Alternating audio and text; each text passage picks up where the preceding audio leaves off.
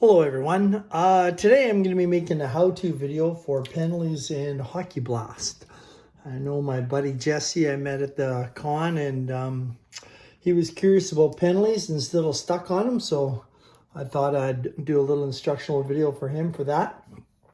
First thing that maybe I'll go over is just setting up lines. When I set up my lines, I set it up as a coach for each team. I like to have three arrows pointing down on the forward lines to try and generate some shots.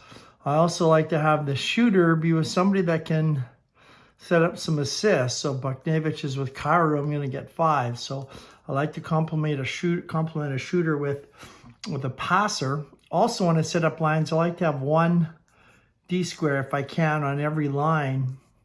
That way, if you ever roll a 10 on a turnover and you got that D square, you know you're going to retain the puck and you're not going to be losing it. So a couple things for setting things up. Face-offs are also important. When I first set up the lines, I had Yanni Gourde on the top line because he's better at face-offs than Matthew Beniers. But you'll notice Gourde's not as good as Thomas. So Beniers gives me more qualities, gives me a star. He's not as good as the draw as Gourde, but Gourde's going to lose to Thomas anyway. So I might as well have Gourde on the second line. That way my 50 can be to 47. So I always set up the visitors for an optimal type of lineup. And then I match up with the defensive team to see if I can give them that home ice advantage. The other thing I use every once in a while, I thought I'd show everybody, is Al Wilson's football scoreboard. I play it for football all the time. I absolutely just love it. I made some rinks for the scoreboard so you can still keep track of the score. And also, if Seattle has momentum, I slide over there. If they've got the puck, I've got there. If they get intimidated with a cheap shot, you can slide it there. And all of these ice surfaces are at the Play Games file section. I made a whole bunch and uploaded them. So if you have Al Wilson's scoreboard, you can also use this for hockey. So let's get right to the game. Hopefully I can show Jesse some 4-on-4 and some penalties and how it all works. So we'll start off by rolling dice for a face-off. It's a 4. Face-off is going to go to the highest guy. In this case, the puck would go over to Robert Thomas. Now, I think I'm going to buy Travis's line sets. I usually play with everybody on here in a grid, but Travis had some really cool plastic grids that Jesse had that I think I'll probably get. So St. Louis has a puck, and let's just say I roll a penalty. So if I roll a penalty, say I roll a 5, go to the penalty shot, what you're first going to do is you're going to go to the penalty rating book.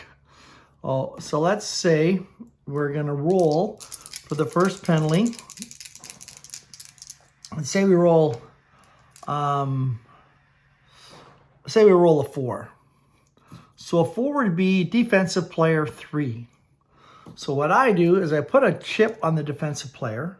So you can see it's Matty Beniers that's going to get the penalty, but you always double check the other player and the other team. Now in face-off, you'll get the boards where the players will line up, and it's usually you want the numbers to add up to 6. So check 3 on 3. If it was Eberle, that'd be a 2. 2 plus 4 would be a 6. So you check Falk if the penalty was directed first at Eberle. If the penalty went to McCann, a 5, you would check Preco. 5 plus 1 is 6. Went to Schultz, you check Cairo. So just how the game works. In this case, Beniers is a 0 and Thomas is a 0.5. So Thomas is more. He's actually going to get the penalty and not Beniers. So he'd go to the penalty box, and on my score sheet, I'd write down Thomas for 2 minutes and 2 X's, and I put a 1 in the power play for Seattle. Now, if you'd like this worksheet, it's at gitchplay with 2 A's.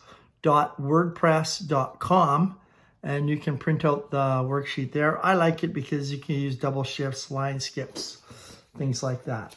Now for this line, I'm going to double shift both these teams on the power play because Seattle has their top lineup out. So I want to keep them there. I also like the square of Justin Falk. I will rotate the forwards, but I will pause them. So when you play, you just put a block on the player with, it's not going to be playing the penalty kill. And once that is all done, you'd also roll for the type of penalty. So if I roll for a penalty, I have rolled a 6. And so a 6 reads penalty of a 0, no penalty, otherwise a minor penalty. So Thomas has a minor penalty. So we go right to the power play chart and we start to roll for power plays. So I'll roll for a face-off and I roll an 8. 8 says man advantage if they have a star, and they have a star, which means they're going to get a shot on net. So I'm going to put down Kraken 1 getting a shot on net, and I go to the play chart to see who's going to get the shot. So I'm going to roll a 6, and a 6 is going to be a 3, 2, 1. So I use different colors, 3, 2, 1. So McCann is my shooter. Eberle, who is actually a former Regina Pat. He played for the junior hockey team that I scouted for. I think he was my very first draft. Great young kid, always very personable in training camp.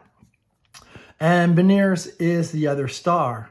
So because it's a momentum on the power play, it's going to be a 6-star shot.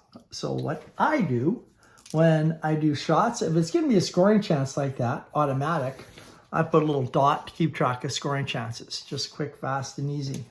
So I'd roll for the shot, and it's within range. You go to 5 on the goaltender, Binnington. He's only a 3, so that would be a power play goal. So you'd write down power play goal, Jared McCann from Eberle and Beniers. And for the timing, I just use the dice. So it happened at the 1 minute mark. I'll circuit if it's a power play goal. And I add up the black and the white. So it'd be 45 seconds. So 1 minute and 45 seconds. So that's an example of a penalty where it's 5-on-4. And after the penalty, you would rotate the lines. So these guys move down. These guys move down. And St. Louis would have the momentum from the power play. Let's just go on to the next section. So we have a face-off. It's going to go to number 5. Let's change that to change it to a 4. So it's going to go to the high face-off player. So the high face-off player, Nathan Walker, is a 54. Gord is a 50. So the puck is going over to St. Louis. And let's say I roll another 5. So if I roll another 5, we're going to go to the penalty chart. And again, with every penalty you roll, you will go to penalty chart in the book. And let's just pretend this time I roll a 7. So if I roll a 7, I get 2 stars. Now, I play this a little bit differently, I think, as everybody else. For 2 stars, I play coincidental penalties. So I would pick the person with the most amount of penalties on that line. So in this case, it's going to be Torrey Krug. So Krug is getting the penalty for St. Louis. And in this case, Yanni Gord would get it for Seattle. So I'm going to write that down. Again, I am going to write down the penalties and the 2 X's, and I'm going to play 4-on-4.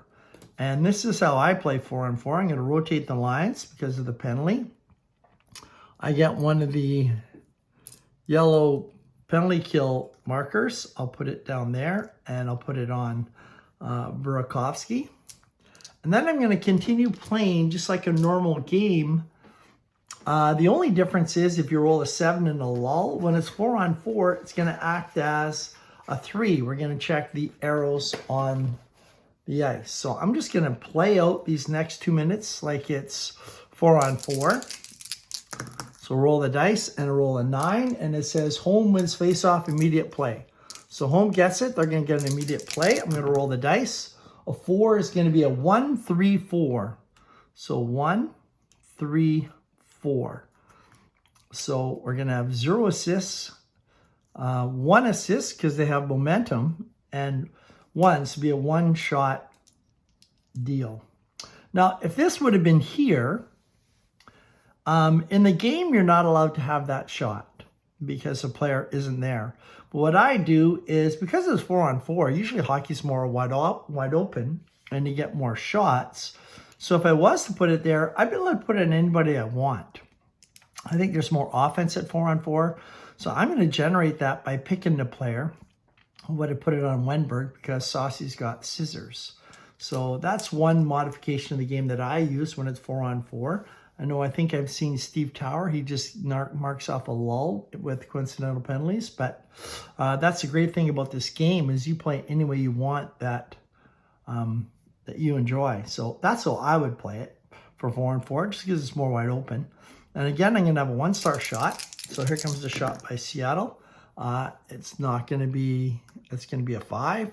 We go to 7 on the goalie save chart, and he smothers it for a face-off. So we're going to change the lines.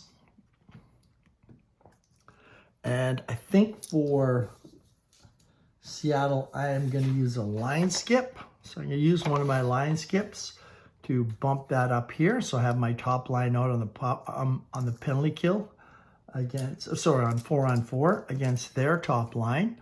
And I believe we roll the 7, correct? So it's a face-off. So we'll have a face-off, and it's a 5, and visitor wins a face-off immediate play. So now it's a scoring chance for the Blues. And so I'll roll for that. And it's a 7. We're going to go to the secondary chart.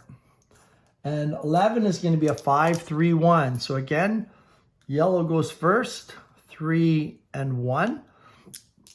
It's going to be 3 stars plus 2. So it's going to be a 5-star shot for St. Louis. Cairo lets the shot go. He's in range. Take a look at the goalie. Grubauer is only a 3. So Cairo is going to score for the Blues. So he's tied it up at 1-1. I would circle 4 minutes.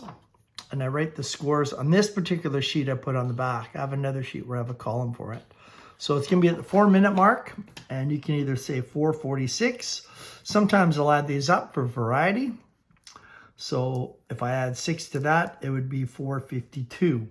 So there's a goal. They now regain momentum, and the Krug penalty is over. So now we go back to 5 people. We're no longer playing 4-on-4. Move this out of the way, rotate the players. Gord comes back out. There's an example of 5-on-3 and 4-on-4. So Jesse, hopefully that helps you out. Maybe I'll do one more penalty. And let's just roll the dice. Number 11, face off, we got to re-roll. And 8, it's going to go to the home team. So puck goes over to the Kraken. And again, let's say we roll a 5. So we're going to have a penalty. Where is that thing? There it is. So we're going to have a penalty.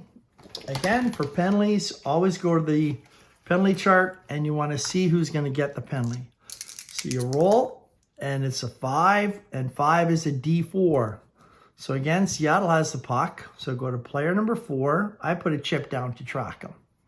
So now I'm going to track the 4 against the 2. Always adds up to 6 if you're playing the grid way. So penalty of 1, and over here is a 0. So penalty is going to Torrey Krug. So I write down on my score sheet, Krug, and I want to see how many minutes he's going to get. So again, I've got to go to the second column for the penalty. Roll the dice. I roll a 5, less than 1, minor penalty called, otherwise a major. Now his penalty is a 1, so this is going to be a 5-minute major for Torrey Krug. And in the NHL, usually whenever you get a 5-minute major, you also get a game misconduct. So that would be the end of the night for Torrey Krug. He goes off, rotate the lines, and the Seattle Kraken are now on a 5-minute power play. So on my sheet, I would mark down that Seattle is going to get a power play. So the first power play, Krug gets 5 minutes, and they put down 5 X's. And I'll just play this one out just to help you so you understand how to do it. Sammy Blaze is my middle guy. He's going to be out to kill the penalty. And the Seattle Kraken are on the power play. So for the power play, just roll the dice. Face-off is going to be a 7 and 7. Face-off won by the high face-off player, 2 dots. Now, if St. Louis has 2 black penalty killing dots, they're going to get a lull. And we don't have any out there right now. So it's going to go to the high face-off player. We got a 54 and a 46. Puck is going over to St. Louis, so St. Louis has the puck. I roll the dice, and we got a 5. So that is going to be another penalty. This might be a good example to show how things happen. So we're going to have another penalty. And we're going to the penalty chart, and we roll the 9. So we check on the penalty chart, and the 9 is going to be offensive player number 2. So he's been targeted. So again, I put a chip just to track, and it's going to be 2. It's going to be checking against their 4. It always adds up to 6. So we have 0.5 and a 0. So Burakovsky has more. So he is going to get the penalty. So Burakovsky is going to get a penalty for Seattle. I just write that down and put down 2 minutes. And then I'll put down 2 X's. So Burakovsky and then 2 X's. And now I'm going to be playing 2 minutes of 4-on-4. And that's my dog. I probably got someone at the front of the house. Hopefully that helps explain how you play penalties. Help you maybe set up your lines a little bit if you're offense and defense, what you look for. I like to match the arrows when I'm playing the home team. I also like to have that key guy win a face-off. Seattle doesn't have anybody higher than 53, so I just go with the best player and see how things match up. Jesse, I hope that helps you. If it doesn't, let me know. I can do another one. Again, if anybody wants something super cool, Al Wilson's scoreboard I use for hockey, and it's a pretty cool thing. Anyway, that's it for today, guys. Hope that helps. A how-to guide for how to do penalties in Hockey Blast.